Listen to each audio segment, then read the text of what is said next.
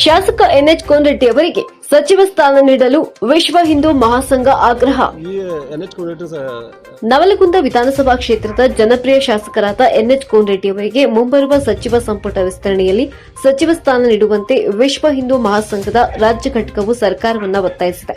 ಈ ಕುರಿತು ಕೆಪಿಸಿಸಿ ಅಧ್ಯಕ್ಷರು ಹಾಗೂ ಉಪಮುಖ್ಯಮಂತ್ರಿಗಳಾದ ಡಿಕೆ ಶಿವಕುಮಾರ್ ಅವರಿಗೆ ಸಂಘಟನೆ ವತಿಯಿಂದ ಅಧಿಕೃತ ಮನವಿ ಸಲ್ಲಿಸಲಾಗಿದೆ ಎಂದು ಮಹಾಸಭಾದ ರಾಜ್ಯಾಧ್ಯಕ್ಷರಾದ ತುಕಾರಾಂ ಮಾಣಿಕ್ನವರ್ ಪತ್ರಿಕಾ ಪ್ರಕಟಣೆಯಲ್ಲಿ ತಿಳಿಸಿದ್ದಾರೆ. ರೈತ ಧ್ವನಿಗೆ ಸಿಗಲಿ ಮನ್ನಣೆ. ಶಾಸಕ ಎನ್ಎಚ್ ಕೋನರೆಡ್ಡಿ ಅವರು ಸದಾ ಜನರ ಮಧ್ಯೆ ಇದ್ದು ಕೆಲಸ ಮಾಡುವ ಅಪರೂಪದ ನಾಯಕರಾಗಿದ್ದಾರೆ.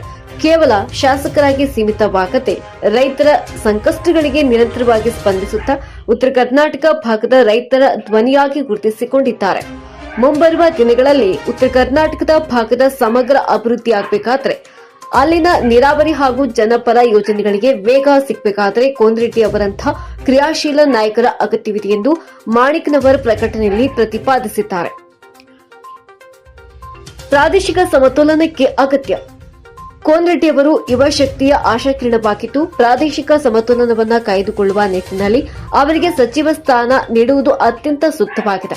ಆದ್ದರಿಂದ ಕಾಂಗ್ರೆಸ್ ಹೈಕಮಾಂಡ್ ಹಾಗೂ ರಾಜ್ಯ ಸರ್ಕಾರವು ಮುಂಬರುವ ಸಚಿವ ಸಂಪುಟ ವಿಸ್ತರಣೆ ಸಂದರ್ಭದಲ್ಲಿ ಉತ್ತರ ಕರ್ನಾಟಕದ ಪ್ರಗತಿಯನ್ನು ಗಮನದಲ್ಲಿಟ್ಟುಕೊಂಡು ಶಾಸಕ ಎನ್ಎಚ್ ಕೋನರೆಡ್ಡಿ ಅವರಿಗೆ ಸಚಿವ ಸ್ಥಾನವನ್ನು ನೀಡಿ ಅವಕಾಶ ಮಾಡಿಕೊಡುವಂತೆ ವಿಶ್ವ ಹಿಂದೂ ಮಹಾಸಂಘ ಸಮಸ್ತ ಪದಾಧಿಕಾರಿಗಳು ಸದಸ್ಯರು ಪ್ರಕಟಣೆಯ ಮೂಲಕ ಮನವಿ ಮಾಡಿದ್ದಾರೆ.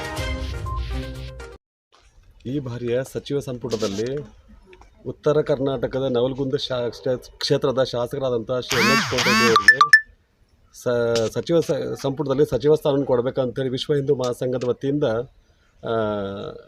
ಮನವಿ ಮಾಡಿಕೊಳ್ತೀವಿ. ಸೊ ದಯವಿಟ್ಟು ಅವರಿಗೆ ಈ ಬಾರಿ ಸಚಿವ ಸಂಪುಟದಲ್ಲಿ ಸಚಿವ ಸ್ಥಾನ ಕೊಡಬೇಕಾಗಿ ವಿನಂತಿ ನಮ್ಮಿಂದ. ಈ ಎನ್ಎಚ್ ಕೋನರೆಡ್ಡಿ MLA ಸಾಹೇಬರು ಪ್ರತಿಯೊಂದು ಸಮಸ್ಯೆಗಳನ್ನು ಎಲ್ಲ ಹಳ್ಳಿಗಳ ಸಮಸ್ಯೆಗಳನ್ನು ತಮ್ಮ ಪರ್ಸನಲ್ ಸಮಸ್ಯೆಗಳಂತ ಎಲ್ಲ ಕಡೆ ನಿಂತು ಎಲ್ಲ ಸಮಸ್ಯೆಗಳನ್ನ ಪರಿಹರಿಸ್ತಾರೆ. ಮತ್ತು ಎಲ್ಲ ರಾಜಕಾರಣಿ ಎಲ್ಲ ರೈತರ ಜೊತೆಗೆ ಬೆರೀತಾರೆ, ಎಲ್ಲ ಯುವಕರ ಜೊತೆಗೆ ಬೆರೀತಾರೆ. ಅವರೊಬ್ಬ ಪ್ರಭಾವಿ ರಾಜಕಾರಣಿಯಾಗಿದ್ದಾರೆ. ಸೊ ಅದಕ್ಕಾಗಿ ಅವರಿಗೆ ಈ ಸಾರಿ ಸಚಿವ ಸಂಪುಟದಲ್ಲಿ ಸಚಿವ ಸ್ಥಾನ ಕೊಡಬೇಕಂತ ನಮ್ಮಿಂದ ಒತ್ತಾಯ ಇದೆ. ವಿಶ್ವ ಹಿಂದೂ ಮಹಾಸಂಘದ ವತಿಯಿಂದ ಒತ್ತಾಯಪೂರ್ವಕವಾಗಿ ನಿಮ್ಮಲ್ಲಿ ಕಳಕಳಿ ವಿನಂತಿ ಅಂತ ನಾನು ಕೇಳ್ಕೊಳ್ತೀನಿ.